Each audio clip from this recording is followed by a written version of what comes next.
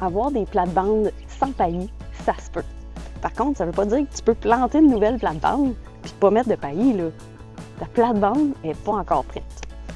Si c'était juste une question de désherbage, honnêtement, je vous dirais, le paillis, c'est à votre guise. Mais c'est loin d'être ça.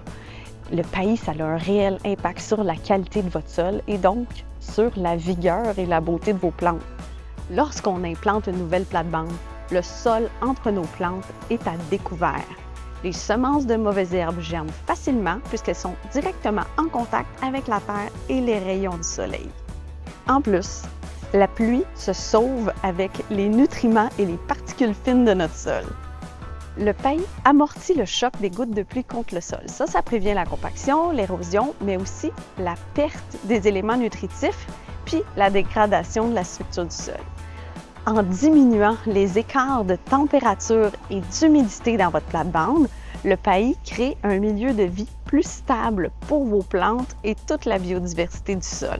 Dans cette plate-bande que j'ai implantée à l'automne dernier, j'ai mis des couvre-sols pour éviter d'avoir toujours à mettre du paillis. Puis déjà, ça commence à prendre de l'expansion dans la plate-bande.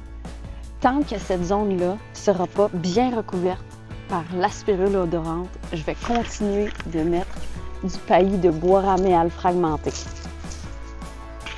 Lorsqu'on a des couvre-sols denses, bien implantés dans nos plates-bandes, on n'a plus besoin de renouveler le paillis parce que le soleil ne touche plus directement notre sol et les gouttes de pluie ne l'atteignent pas à grande vitesse non plus.